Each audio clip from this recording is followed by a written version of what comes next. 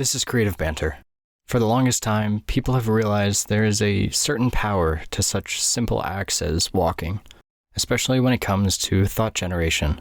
Of course, this doesn't mean all the ideas we come up with while walking are going to be good ones. What is more important, though, is ensuring we maintain a sense of intentionality behind everything we do, whether it's being on social media or creating a far too stringent daily schedule. Most of this episode revolves around mindset and slow growth, two topics which are on perpetual repeat for Ben and I. For this week's recommendation, we highlight nature photographer Taylor Picard and her eye for intimate details, which rivals the best out there. Let's dive right into this, shall we?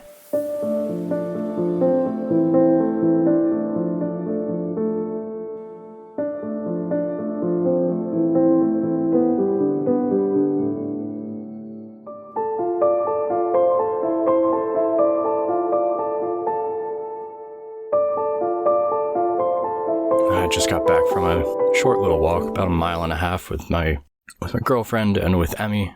Nice. See, quite a beautiful day out today, actually. Kind of wish I spent more of the day outside, but Yeah. It's, I don't know, what is the temperature outside? It feels quite warm. Oh yeah, it's 50. 50 and a little cloudy, but blue skies overhead. Yeah. I mean, for February, that is certainly on the warm side. That's Absolutely. Yeah. Yeah. Don't get me wrong, it's very nice, but it's as nice as it is, it's unusual. So I don't know. I just take it how it is, I guess. Yeah. But it was great for walking, something that I'm trying to implement more into my life. This past week, I've walked every day except Wednesday. We did like 3 miles with Emmy, which doesn't affect her like at all. Huh. It's ridiculous. just still like, bounds of energy afterward. oh yeah, like she'll calm down, and like today, for the most part, she was rather lackadaisical. But once we got on the walk, she was all over the place sniffing everything, and we get back, and I'm sure she's downstairs just ready to attack Lucy and play around like that. So she's better able to control her energy these days in terms of knowing just, all right, I'm just going to chill out now and relax today. Yeah. But she could still go. I mean, we could go all day for the most part with a few breaks in between, and she would still have plenty of energy. And I think a lot of that comes down to, like, we'll take her over to Barnes & Noble and she'll get like that mental stimulation of seeing all these people along with like the physical activity. Yeah. And that combination really wipes her out. But when it comes to just walking around, it doesn't do quite as much. So I'm curious, not this weekend, but next weekend for the President's Day holiday, whatever. My girlfriend has a 4-day weekend from school. So I plan on getting out with the camera at least 2 of those days for proper hikes for the first time in a while, and take Emmy along and see how she reacts to all of that. But And hopefully the weather will be cooperative when you finally have that, the plans set and everything. Hopefully things will continue to be good in that regard. yeah, because of course we all know when it comes to my luck, it'll be all set up. I'm all good. I'm actually renting a 24-70 2.8 for the Sony just to try out that lens, that focal length and everything, play around with some things. And of course, we all know what's going to happen. It's going to be a terrible, terrible weekend full of indoor activity and not be able to get out of the house at all. Yeah. And there might be bears too. I mean, you never know, because, that's exactly. that has happened in the past. So just, throwing it out there. I'm going to be stuck inside the house because it's going to be some crazy February snowstorm that we're not at all expecting, that just hits all at once. And there's going to be bears surrounding the house that we can't get outside at all to shovel or do anything. The power's going to go out, not going to have any connection to anybody. Cell towers are going to fall down. It's going to be a whole thing. And then on Tuesday, it's all going to wake up and we'll be fine. Yeah, of course. It'll all go away. Of course. It'll just coincide just with those days off. Exactly. A couple episodes back, you were talking about the idea of getting yourself on more of a schedule. Is that something that you've been able to put into practice? trying. So for perspective, it's the 8th of February today as we're recording this. The episode that we're referencing just came out today. Yeah. Which was episode 84, I think. What episode did come out today? Now I gotta look. I think it was 85. Was it 85? I think it was a very... No, it couldn't be 85. Could it? No, because 85 just finished editing. Maybe it is 85. Yeah. All right. Jeez, my mind is gone. It is so gone. All right. Oh, yeah, duh, because... Okay. Anyway, boy, yeah. So no schedule, right? No schedule. I mentioned that in episode 85 about the schedule and everything. And then I wrote like a little blog post sort of thing, just kind of cementing the idea there. And it's still early enough in February that I can I'm trying to get it on track, but I was talking to my therapist about it, I think last week. And she made a good point too, like as nice as it would be to have that kind of schedule cemented, to also kind of go with the flow of things a little bit and not like try to go full bore into hour by hour scheduling right away. Yeah. Cause that could be like, in a sense, dangerous and like lead to like just poor mindset around everything. So for instance, today I woke up a little bit later than usual than what I wanted to. And I'm still struggling with that whole like phone addiction screen addiction really was what it comes down to, like constantly looking at a phone. But this morning was pretty good battling that. I just spent the morning, like I took care of Emmy and Lucy, make sure that they had their breakfast, food, whatever, if they wanted to eat. And then I sat downstairs and I was looking through William Neal's latest photo book, his Yosemite Sanctuary in Stone, which I'm working on a review for the magazine for this upcoming issue. Nice. But I just took a very slow morning. I tried to stay off of computer, my phone, that kind of deal as much as I could, except for some real quick little things that I knew I needed to get done anyway. And then I came upstairs and I cleaned the living room because I'm kind of like parsing that out, the apartment area out throughout the week. And then I went on a walk. So like, it's not truly to the schedule that I have in mind or that would be like super ideal. But it's I think a better approach to things in general, like how I did it today. Obviously wake up a little bit earlier, have time for getting out in nature or going for a walk in the morning or something, or even just reading in the morning for a bit. Like ultimately my goal with all of this and with the schedule, whatever you want to call it, is just have that time up until like 12 o'clock where that morning section of my life is like sacred, where I don't have any interaction with screens or with my phone or any of that kind of thing. No more than I have to, like obviously at the gym using Spotify and that kind of thing. But just being mindful of all of that and kind of like cutting the cord for the phone as much as I can. So yeah, it's a work in progress, really is what it comes down to. And I can't really expect to go full bore into this schedule like I thought that maybe there was a possibility for.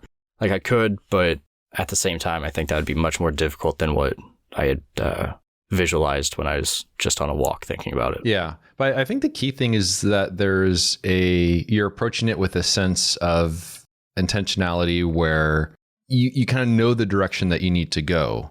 And even though it's not like that, rigid structure of the schedule, it still is, kind of a step in the direction of that goal, with the frame set of having the mornings being just kind of more of like I guess kind of a sanctuary in a way.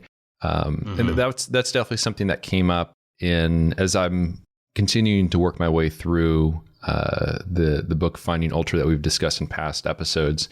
That's definitely a point that he makes in terms of his morning routine and not having the screen and he works some meditation in there and all kinds of stuff along those lines as well. So it does seem like that is certainly setting up a good framework for for success. Yeah, like I said, it's just, as I've said in the past and as I keep going back to, and ultimately what this is going to come down to is me just finally getting off my ass and writing an article, and then, or maybe more than that, like doing a presentation and a ebook about it. But mindset is really what it all comes down to. And just shifting your mindset around whatever you need to shift it around the productivity, around intentionality, and making sure that, like, for me, it's like I said, making sure that those mornings are as mindful as possible. Like, to be quite honest, I don't really care if I could set something up where I have that, say, from 7 o'clock till 12 o'clock, being realistic with sleep schedule and everything, from 7 o'clock to 12 o'clock, if I could set something up where in that time I am either at the gym or I am writing or reading or walking outside, I'm doing something for me that has that intentionality, that isn't in front of a screen all the time, that is disconnected, connecting more with myself or with Emmy or whatever, I could just say screw it to the rest of the day and do whatever I want. And I would still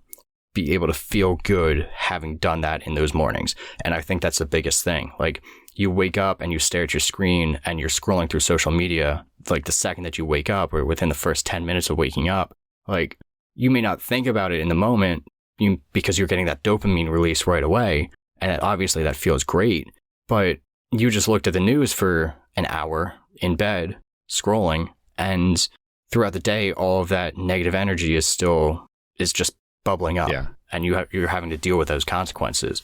Whereas if you wake up and you take a slow approach, you, as best as you can, obviously with work schedules and that kind of deal, but that's a totally different way of living, and it will totally change the rest of your day, I think. And that's just really where all of the schedule comes around to for me. But and I think also if the schedule part of it is something that naturally makes sense, like I haven't done the morning jogs in quite a while now, since I got the skates a while back. Then I got into cycling. I've kind of been hopping to whatever is more current in that regard. But I mean, I used to go for a run in the morning, and I still remember, I know we've talked about this in the past, but you start the day with that sense of accomplishment, and then everything else makes sense. But you do that, and then it's all of a sudden, okay, I'm hungry, so now it's time to have the breakfast routine, and then everything else just kind of falls into line.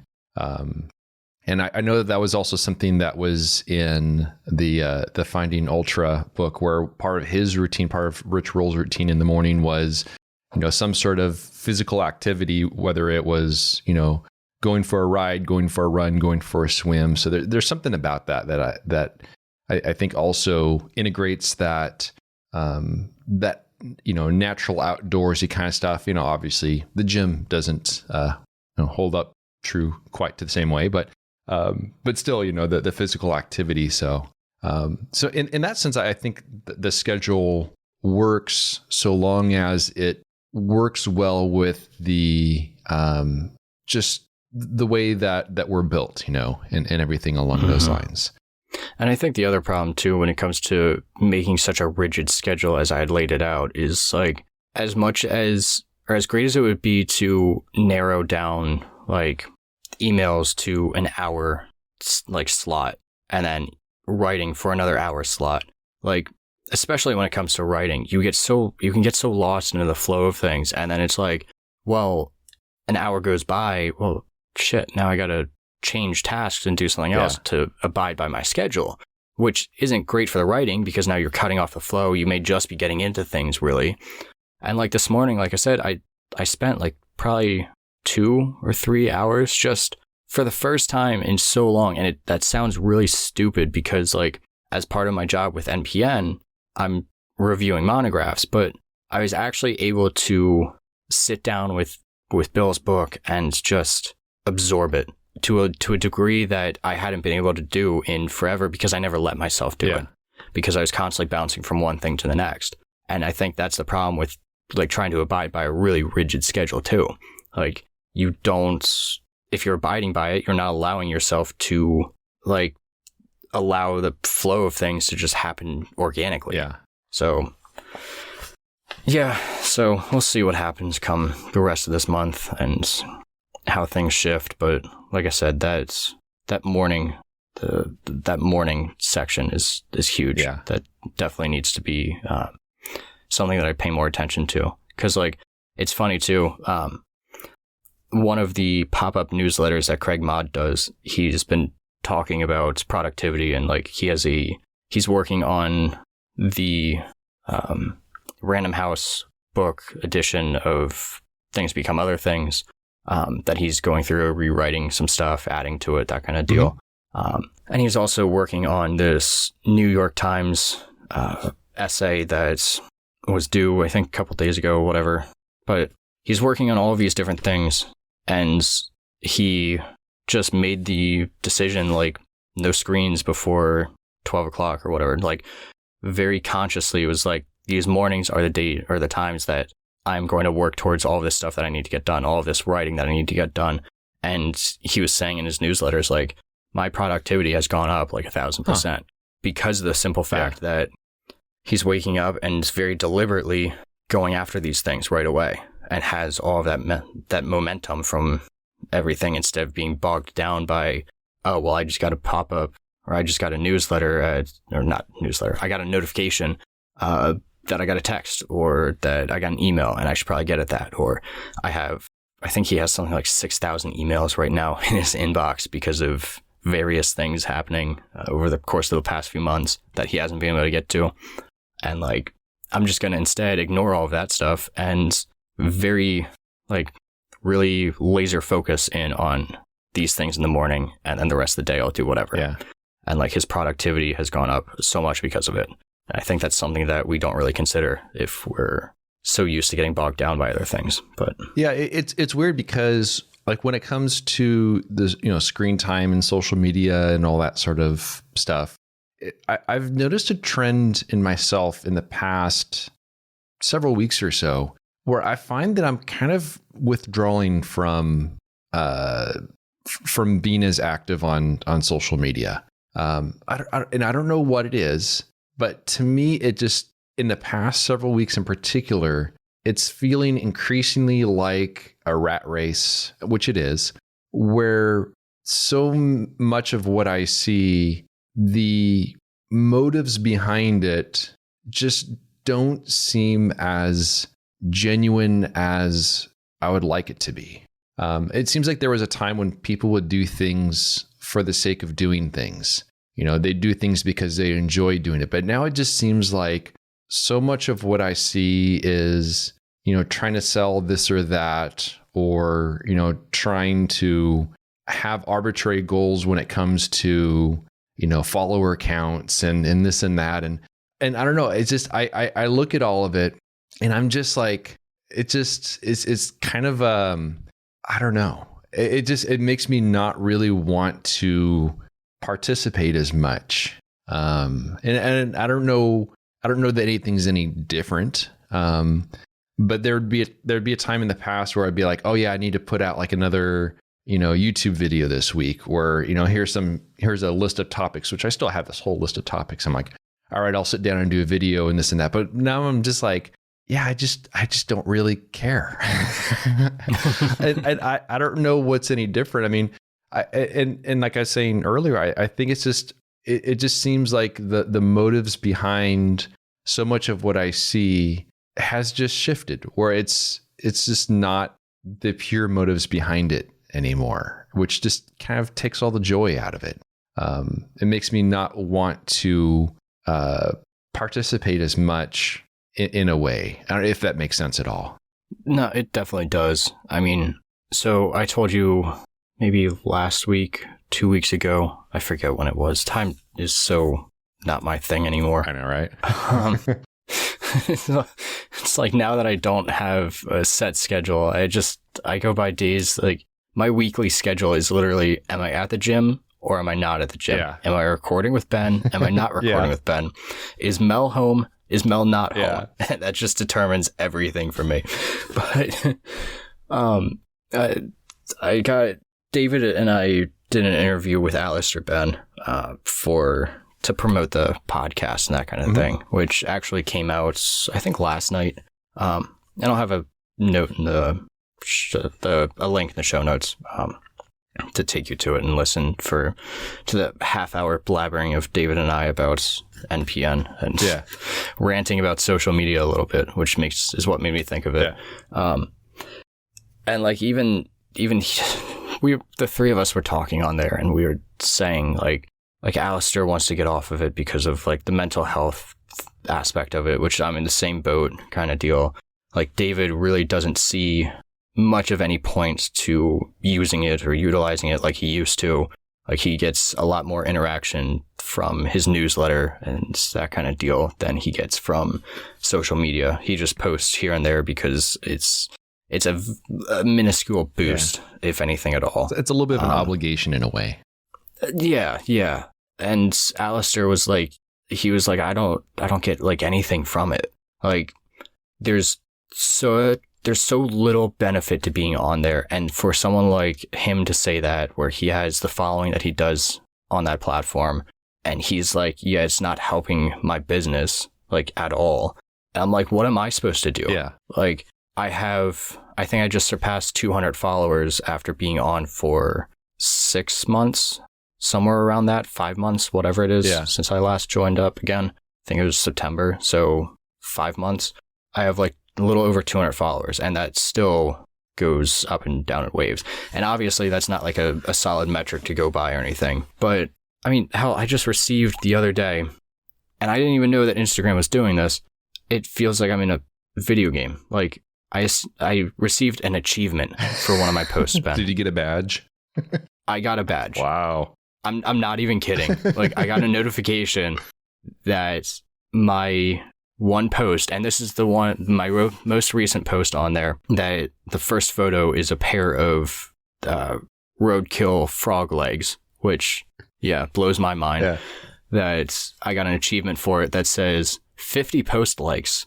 Your post received 50 likes. The next update for this achievement will be for 100 likes. And then view all achievements. Yeah. I'm like, you're kidding me, right? Like, are we seriously just giving out awards now for that kind of, like, and everybody who listens to this and has listened in the past and has listened to any interview or whatever that I've done in the past, like, we all know how much I absolutely hate social media. And the fact that I have maintained an Instagram account for this long after a year or 2 years being off of it is still blows my mind that I'm still on it.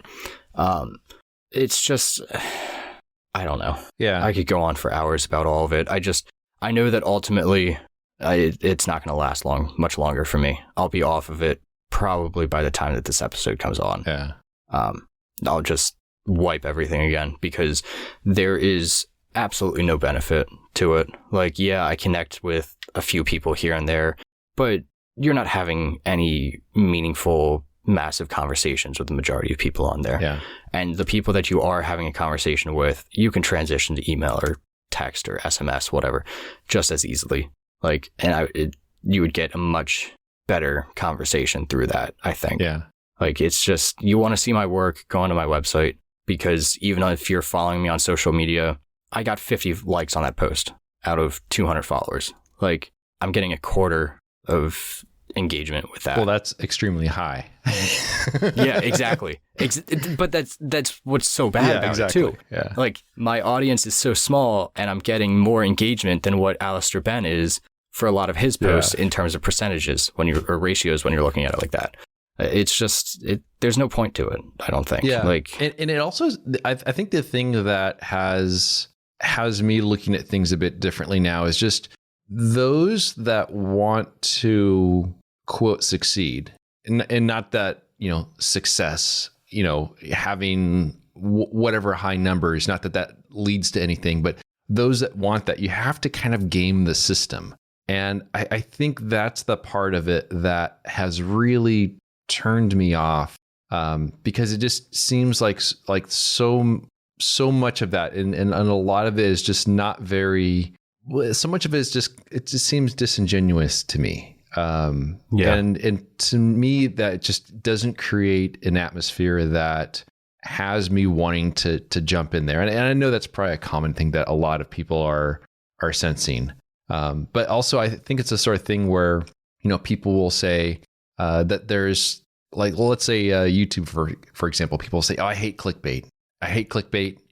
I hate ads, this and that. And it's like, well, I don't do clickbait and I don't do ads.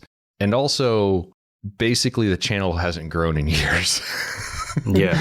So, but at the same time, I would never go down that road because I just, that's not me.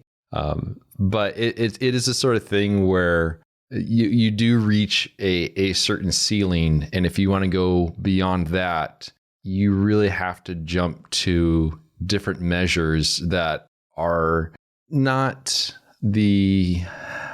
it's stuff that it doesn't feel right, Yeah. And so I don't know, and maybe that's factored in things a bit, but I'm also wondering if, so right now my Forerunner is packed for Death Valley.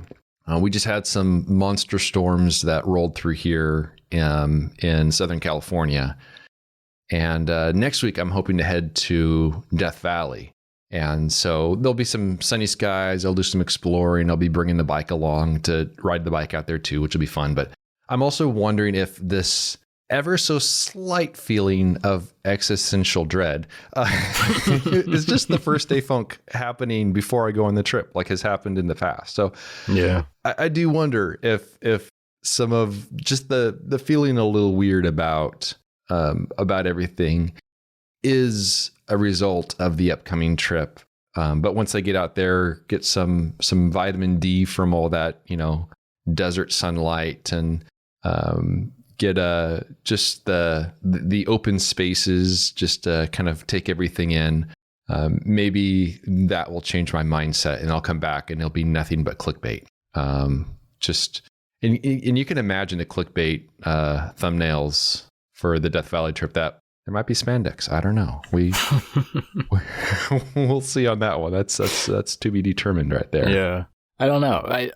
It definitely could be, from my perspective at least, it definitely could be some of that like first day funk happening earlier.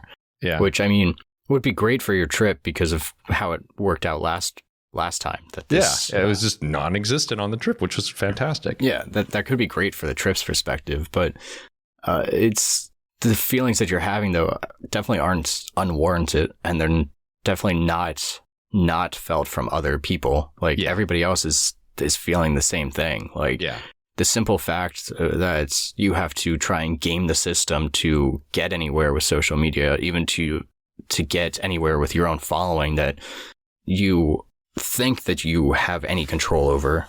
Like, it's just an unfortunate chain of events. And it's just, I think that ultimately a lot of people are going to leave social media more than they already have in the past, especially of my generation and the upcoming generations that grow up in it and realize that this just isn't it. Like, there's no reason for us to stay on, whether for personal or professional use. Like, go back to the days of like personal blogs and to newsletters instead for that kind of deal. Like, build up your newsletter following. And I mean, that's been preached for how long by so many people that at least with a newsletter, you have control of your audience. Like, as long as they have an email, they're going to get your stuff for the most part, except for Gmail. They'll screw you around a little bit. But and there was another thing that came to mind when I was reading Finding Ultra. This is something that I've heard about a fair amount, be it on Reddit and other things, the cycling forums and stuff. But it was mentioned in the book as well. And I think if a person wasn't, active with running or cycling or training for anything, it may have just kind of flown over their head. But he was talking about the concept of zone 2 training, which is basically doing cardio at a moderate yet consistent level, not pushing yourself too hard, not increasing the heart rate, over a certain threshold, but doing things in a sustainable way, and engaging the aerobic system in your body, where you're basically burning fat as opposed to the system that burns sugars for like the high intensity stuff. But just building this aerobic base, which improves your overall fitness, improves your overall endurance. But in the moment when you're doing it, it doesn't feel like you're doing a lot. It doesn't feel like you're doing anything especially productive. But what you are doing is something that's actually very important.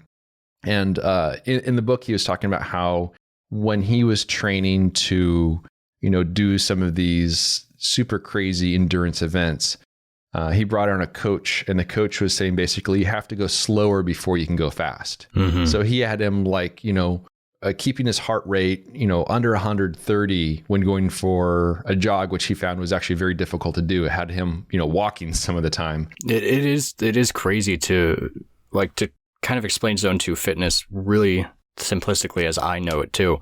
Yeah. Like if you are going on a walk, on a run, whatever activity level you're doing, you should be able to hold a conversation while doing it. Exactly. Like that's your basic barometer for whether you're in zone 2. The minute that you are no longer able to hold up a conversation, like you should be able to do a podcast episode and be comprehensible through all of it while doing your exercise. Exactly. Like that's how I think of it. And so like a heart rate of 130 may seem like insane to some people, but that's really not. Like trying to maintain that is really, really difficult. Yeah, because and there's this urge to I'm going to start pedaling fast or running fast, or this hill, I'm going to attack this hill or this or that. But I have a stationary bike in the garage, and that one, I can hold zone 2 for hours because it's easy.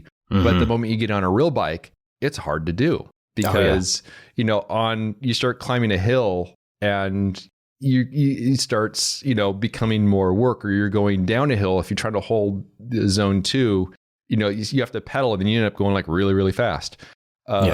So I think that philosophy though is really what people should be also using when it comes to their photography, for their art, and should also be applied to something like social media, even though, you're not going to see that overnight growth that everyone thinks that they want, but they actually, if it actually happened to them, they'd find that it wouldn't necessarily be ideal.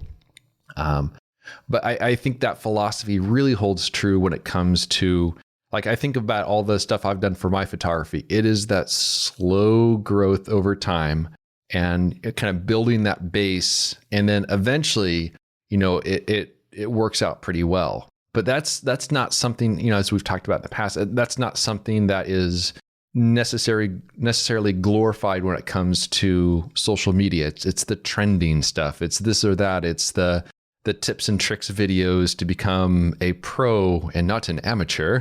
They use that word a lot. I don't know. It doesn't make sense to me. But, all this sort of stuff glorifies a far different approach than what actually is the better approach for that long-term growth, which is certainly a topic that has come up a lot on this podcast. Yeah. I mean, you think about it. You said a couple minutes ago about your YouTube channel not really growing in however long. Like it's not like you're the next Peter McKinnon on YouTube or anything. But what's funny about that though is you go through the Landscape Photographers Worldwide Discord, or you go on to even Instagram, social media, and you ask people on there oh, do you know Ben Horn? And so many people know your name. And whether they watch your YouTube videos, whether they like what you're doing or not, they at least have that awareness of you. And that's something that I think a lot of people don't understand when it comes to quick growth and all of that. There's this concept, there's this concept with book publishing and with most things in the sales industry, so to speak, but it's having the long tail. It's the long tail effect. There's something along those lines. I forget the exact wording. But essentially what it comes down to is when books are published, you don't need it or really want it to be some massive success right off the gate. Where all of your money, all of your sales are coming in all at once, and then it fizzles out to nothing. Yeah. It's much better for you to have a slow trickle where books that were published in the 90s are still being sold just as much and are still just as prevalent today. And that's really where that long tail comes in. You want to be, which makes perfect sense. You want to be as lasting as possible. And in book publishing, these publishing houses rely on these types of books so that they can publish the celebrity memoirs and all that kind of stuff that is going to last for maybe a year or two and then be gone. And you won't really think about it anymore. Then you'll be able to buy it from bookstores for like $5 because. Yeah. So I think that plays a part too with all of this. Like someone like you may not have a huge audience. You may not be making millions of dollars a year, but you still have that awareness around you. You have more of that long tail, slow growth. Whereas someone else on social media who's gaming the system may get 1 million followers in 2 months and 6 months and a year, but 10 years down the line, they're going to be a nobody. They're going to be just as forgotten of as they were prior to that massive success. Yeah. Because they didn't build up that notoriety, that awareness around their work. At least that's how I see it. I would prefer to see it that way because that makes more sense to me. Yeah. And also there's social media really exaggerates this strange kind of part of human nature where certain people or certain things are built up to the point where it's unsustainable and then torn down. Whether it's like a celebrity, they're new on the scene. Oh, cool. They're in this movie. That's great. Oh, I like their stuff. But then at a certain point, it's like, tired of that guy. And then, there's almost some degree of delight when it comes to, seeing that person like implode. So there's this weird part of humanity when it comes to, or weird part of human nature when it comes to that sort of thing, which I think social media just really exaggerates that aspect of it. But when you do have a slow growth. Yeah, that's title name. When you have that slow growth, it kind of just builds this mountain, and it's hard to knock down a mountain. But if it's, as opposed to building a stacking stones and a wonderful cairn, which I love so much, those will come toppling down all day long. But yeah, it's just kind of a weird place to be in, because social media does not reflect reality. No.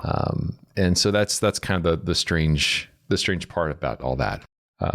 But speaking of social media, so we've been doing this thing for the past several episodes where we have suggestions of photographers or artists or anyone in particular to put out there. So you went last week, so I've got a suggestion for this week. And I've just been kind of paying attention on Instagram and looking for some pretty cool work. And that is when I stumbled upon, and I hope I'm going to pronounce her last name right, Taylor Picard. Alex Noriega's girlfriend. Yes. Yeah. And so she has some fantastic work, lots of small scenes, a few larger scenes as well from some very familiar areas, Death Valley, Zion, Yosemite, other places as well. I mean, any of her photos, I would be very happy to have in my own portfolio. Lots of cool patterns, textures, really, really fantastic work. So she is on Instagram, Taylor Picard Photo, but really, really fantastic work. And so, I mean, it's pretty cool to see. A new face in the landscape photography game, because we see so many of the same people over and over again. So always great to see new people. But highly recommend her work. Really, really good. Doesn't have many photos out there yet, but man, with all the places that she's been going, all the time she's been spending out in the field, I bet she's just sitting on tons more fantastic images. So I really look forward to seeing more work from her in the many years to come. Oh yeah. She's got some fantastic work on here, and like you said, a small selection right now. But I also know from the Discord with Alex talking about her and sharing a little bit about her learning photography and all that kind of deal. She's got a lot to share. Yeah, I mean, to be in the environments, because I know that they spend a lot of time in the field, and I think for just some of these places, spending time in the field is huge. Just to feel more at one with the environment, and combine that with just everything else, and I think she, and also on her Instagram, she was saying that she has her website coming out at some point in the near future. Yeah. So that'll be great to see as well. But definitely, and at the time of recording this, she only has like 500 something followers on Instagram, but also her profile only went live just like, I don't know, a couple of weeks ago or something like that. So she'll be beyond me in no time. Yeah, I'm actually surprised she hasn't popped off a little bit more than what she has, because like I said, her work is what's great and really refreshing to see about her work in particular is the fact that like so in one of her posts from January 30th, she says that for my birthday last year, Alex and I took a day trip to Valley of Fire, a place I'd never seen before or been before. And the photo that she shares isn't like some grand scenic or anything. It's just this little intimate, very like layered kind of photograph. And that's thematic for all of her work. She doesn't show on here, at least, anything but like small scenes. Yeah. Which of course some of those small scenes are deceivingly large too. Right. So just lots of compression to really simplify. There's also this one really cool picture of it was from Death Valley. And it was some kind of layers of rock with some erosion. I think that's her third post. Third one that she did. I'm not mistaken. Actually, yes, her third post. Yeah. Okay. It's cool because it just has like, it looks like these kind of disjointed pieces. It really plays on the perception where certain areas come forward, some areas kind of retreat, but it's not in the way that it actually is. So you have to kind of stare at it for a while and figure out what it is you're looking at. And I love that in a photo. Yeah. I mean, it almost looks like you're looking at some shiny, reflective, like rock that's been cut in half kind of deal, at least to me. Like, it's just, it's trippy to look at. There's a lot of really good ones here. I know that she was following me, and I know that obviously I knew when her Instagram went live, but I'm just now following her on here. Just in time for me to get off Instagram, of course. I think you got to keep the Instagram, even if it's just for pictures of Emmy. I don't know. Like, I'm just posting pictures of Oliver. That's basically Oliver, cats, occasional spandex. I use Instagram mostly for the stories. But like, I don't know. My biggest issue is that screen addiction, that screen time play that we've talked about. Like, really, it comes down to, I just want to be on my phone because of Instagram at this point. Like, okay. So if I can get away from that, like, obviously I have my game on there, but for the most part in the mornings, I don't feel that same pull to play my game as I do to go onto Instagram, because there's not as much of that dopamine release. Yeah. So I don't know. Like, and then if I say, well, I'm going to delete the app on my phone and I'm just going to use it on my computer, well, there goes the whole stories thing, because you can't post stories from the web.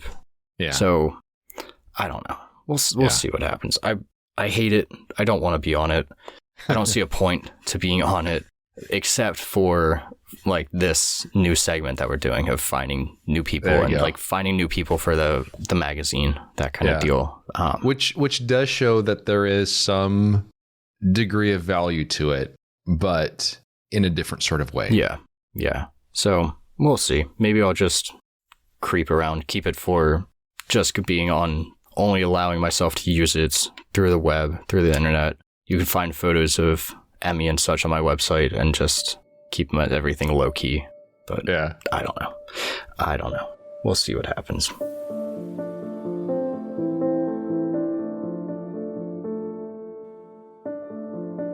I hope you enjoyed our creative banter.